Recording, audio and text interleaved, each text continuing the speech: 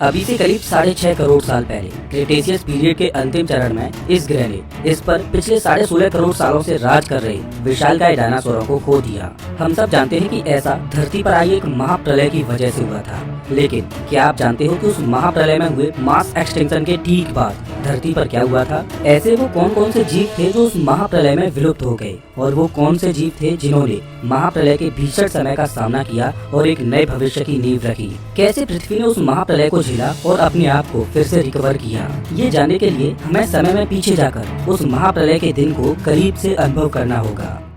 वैज्ञानिकों का मानना है कि अभी से करीब 24 करोड़ साल पहले डायनासोर धरती पर अस्तित्व में आए।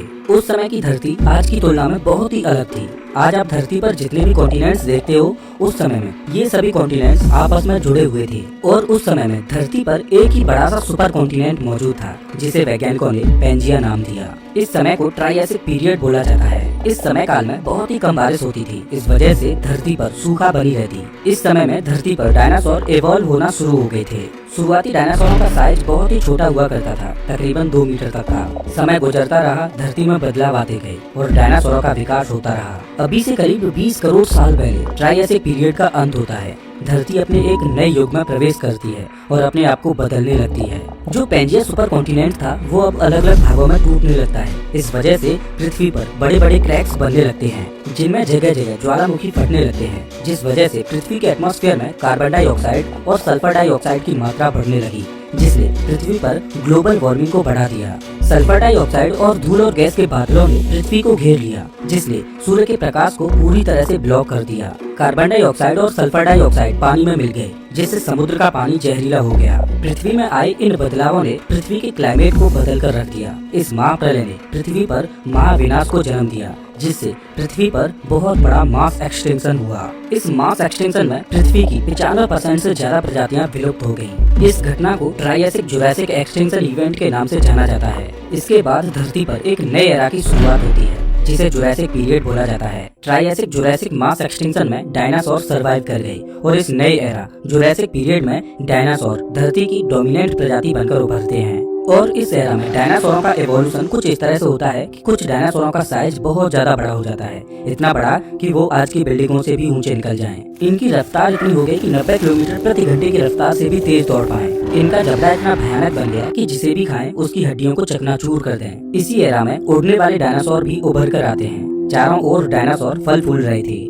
अभी तक धरती में बहुत बड़ा बदलाव आ चुका था। पैंजिया सुपर कॉन्टिनेंट 2 भागों में बढ़ चुका था, जिन्हें लॉरेशिया और गोंडवाना लैंड बोला जाता है। अभी से करीब 14.5 करोड़ साल पहले जुरासिक पीरियड का भी अंत होता है और शुरुआत होती है एक नए एरा की, जिसे क्रेटेशियस पीरियड बोला जाता है। आप क्रेटेशियस पीरियड को डायनासोरों का गोल्डन एरा भी बोल सकते हो, क्योंकि इस पीरियड में बहुत से नए तरह के डायनासोर इवॉल्व हुए। फेमस डायनासोर टीरेक्स भी इसी एरा में इवॉल्व हुआ था। ये पीरियड डायनासोरों के लिए सबसे लंबा चलने वाला पीरियड था। जो पृथ्वी पर 2 सुपर कॉन्टिनेंट्स थे, लॉरेशिया और गोंडवाना लैंड, वो भी आपस में टूटने लगते हैं और हमारी पृथ्वी की रूपरेखा पूरी तरह से बदलने लगती है, जो देखने में आज की पृथ्वी की तरह होती है। इस दौरान पृथ्वी पर अलग अलग तरह की वनस्पतियां पैदा होती हैं और डायनासोरों का डोमिनेंस पीक पर होता है। धरती पर डायनासोरों को राज करते हुए करीब 17 करोड़ सालों से भी ज्यादा का समय बीत जाता है, लेकिन डायनासोरों की किस्मत तो बहुत पहले ही लिखी जा चुकी थी। पृथ्वी से करोड़ों किलोमीटर दूर अंतरिक्ष में एक बड़ी सी चट्टान भटक रही थी। ये चट्टान कोई एस्ट्रॉइड या उल्का नहीं, बल्कि डायनासोरों का काल थी। ये चट्टान पृथ्वी के बीते हुए कल और आने वाले भविष्य की नींव रखने वाली थी। ये चट्टान एक युग परिवर्तन करने वाली थी। ये चट्टान किसी के लिए अभिशाप तो किसी के लिए वरदान बनने वाली थी। ये चट्टान पृथ्वी को हमेशा के लिए बदलने वाली थी। धरती पर माहौल बिल्कुल खुशहाल था। डायनासोरों के अलावा अन्य प्रजातियों के जानवर भी इस धरा पर सुखमय जीवन बिता रहे थे। हर जगह डायनासोरों की तूती बोल रही थी, लेकिन उनको क्या पता कि उनकी ओर उनका काल हर पल बहुत तेजी से बढ़ रहा है। एक बड़ा सा एस्ट्रॉइड जिसका साइज लगभग 10 से 15 किलोमीटर था, जो लगभग 30 किलोमीटर प्रति सेकंड की रफ्तार से पृथ्वी के एटमॉस्फेयर में प्रवेश करता है। जैसे ही ये एस्ट्रॉइड पृथ्वी के वायुमंडल में प्रवेश करता है, वैसे ही वायुमंडलीय घर्षण की वजह से ये एस्ट्रॉइड एक बड़ी सी आग की बॉल में तब्दील हो जाता है। रात के समय में भी पृथ्वी पर तेज उजाला हो जाता है, मानो रात में ही सूर्य निकल आया हो। आसमान में रोशनी इतनी तेज थी कि उसके सामने डायनासोर भी ट्रांसपेरेंट नजर आ रहे थे। डायनासोरों की आंखों में इतनी शक्ति कहाँ कि वो उस तेज चमचमाती रोशनी को देख पाए। डायनासोरों को कुछ भी दिखाई नहीं दे रहा था कि वहाँ क्या हो रहा है, लेकिन वो उस आने वाली कयामत को महसूस जरूर कर पा रहे थे। अचानक ही वो चट्टान बहुत तेज गति से पृथ्वी से टकराती है और पृथ्वी पर एक महाविस्फोट होता है। आपको बता दूं कि वो विस्फोट इतना भयंकर था कि आज इंसानों द्वारा बनाए गए सबसे खतरनाक हथियार जार बॉम्बा से भी 10 करोड़ गुना ज्यादा। अगर ये एस्ट्रॉइड बीच समुद्र में जाकर गिरता तो शायद कयामत इतनी भयंकर नहीं होती, क्योंकि समुद्र का पानी एस्ट्रॉइड द्वारा लगाए गए फोर्स को कुछ हद तक एब्जॉर्ब कर लेता। लेकिन नियति को तो कुछ और ही मंजूर था। ये एस्ट्रॉइड मैक्सिको के तट के पास, जहाँ पर पानी की गहराई बहुत ही कम थी, वहाँ पर टकराता है और वहाँ पर मौजूद पानी तुरंत ही भाप में तब्दील हो जाता है। जैसे ही ये एस्ट्रॉइड पृथ्वी से टकराता है तो इसकी गति इतनी तेज थी कि ये 1 सेकंड से भी कम समय में पृथ्वी के अंदर समा जाता है। उस टक्कर में हीट इतनी ज्यादा पैदा होती है कि उस जगह में मौजूद मिट्टी और पत्थर तुरंत भाप में तब्दील हो जाते हैं और वो छिटक कर सैकड़ों किलोमीटर ऊपर आसमान में चले जाते हैं। जहाँ पर ये एस्ट्रॉइड टकराया था उसके करीब 800 किलोमीटर के रेडियस में तापमान 600 डिग्री सेल्सियस तक पहुँच जाता है और उस एरिया में मौजूद डायनासोर पल भर में भाप में बदल जाते हैं। इम्पैक्ट से पैदा हुई शॉक वेव इतनी तेज थी कि डायनासोरों की स्किन निकलकर भाग जाती है। ब्लास्ट में पैदा हुई हीट से पेड़ पौधे तुरंत सूख जाते हैं और जंगलों में आग लग जाती है। इस इम्पैक्ट के डायरेक्ट कांटेक्ट में आने वाले एरिया में जितने भी डायनासोर थे वो पल भर में खत्म हो जाते हैं, लेकिन अभी भी पूरी पृथ्वी पर बहुत से डायनासोर जिंदा बचे रह गए थे। इस एस्ट्रॉइड ने डायरेक्टली पृथ्वी के एक छोटे से एरिया में मौजूद डायनासोरों को खत्म किया था, लेकिन तबाही का असली मंजर तो अब शुरू हुआ था।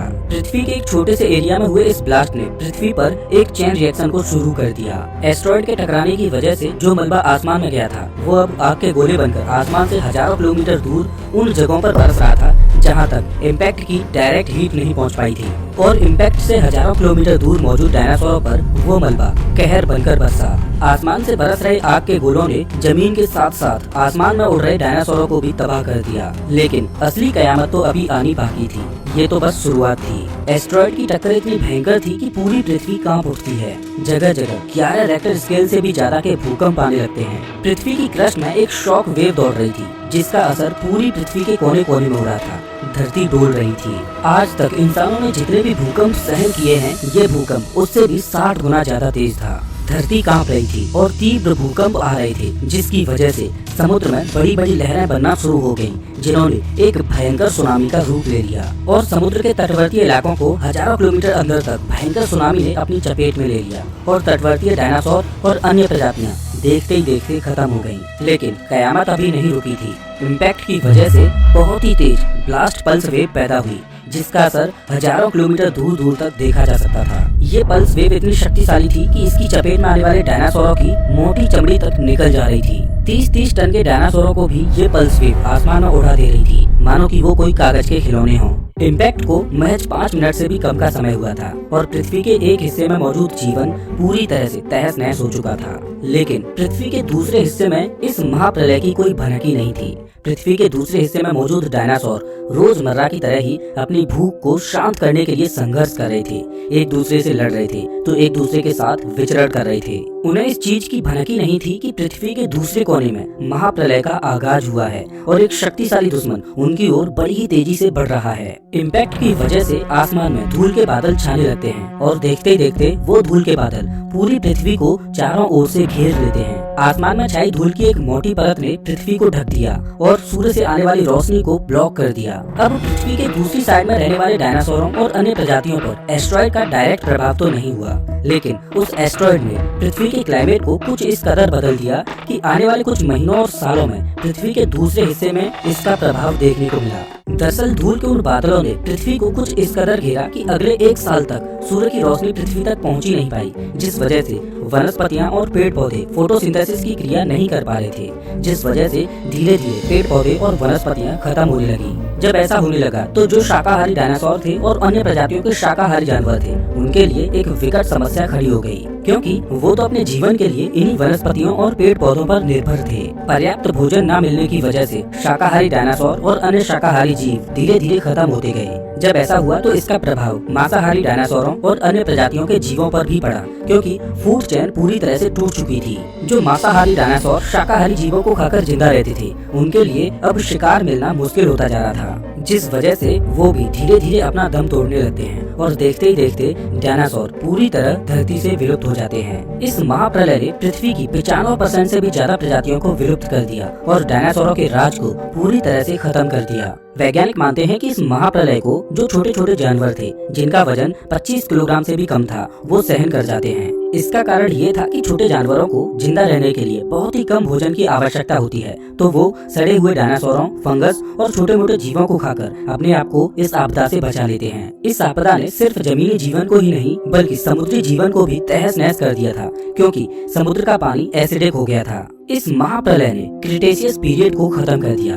और इसके बाद एक नए एरा की शुरुआत होती है जिसे पेलियोजीन पीरियड बोला जाता है। इस एरा में पृथ्वी फिर से अपने आप को रिकवर करती है। कयामत के कुछ सालों के बाद छोटी छोटी वनस्पतियां फिर से पैदा होती हैं, जो छोटे छोटे जानवरों की भूख को मिटा सकती थी। प्रकृति ने नव निर्माण का काम शुरू कर दिया था। भीमकाय डायनासोरों के खात्मे के बाद अन्य प्रजातियों को एवॉल्व करने का मौका मिला और मैमल्स इसमें सबसे आगे उभर कर आए। लगभग 1 लाख साल लगे छोटी छोटी वनस्पतियों से बड़े बड़े पेड़ों तक पहुँचने में। धीरे धीरे प्रकृति में खाना बढ़ता जा रहा था। इसके साथ ही मैमल्स का आकार भी बढ़ता जा रहा था और एवोल्यूशन अपनी गति को पकड़ रहा था। और एवोल्यूशन की उस दौड़ में हम इंसान भी दौड़ रहे थे और 6.5 करोड़ सालों का वक्त लगा हमें एवोल्यूशन की उस रेस को जीतने में और आज का इंसान बनने में, और जिसमें करीब 3 लाख साल पहले ही हम इंसान अस्तित्व में आए। वो महाप्रलय डायनासोरों के लिए तो एक अभिशाप थी, लेकिन हम इंसानों के लिए एक वरदान साबित हुई, जिससे हमें इवॉल्व करने का मौका मिला। अतीत में पृथ्वी ने चाहे कितनी ही महाप्रलयों को क्यों न झेला हो, लेकिन हर बार पृथ्वी ने अपने आप को रिकवर किया है। लेकिन ये बात सच है कि हर महाप्रलय के बाद प्रकृति नए जीवों और प्रजातियों को इवॉल्व करने का मौका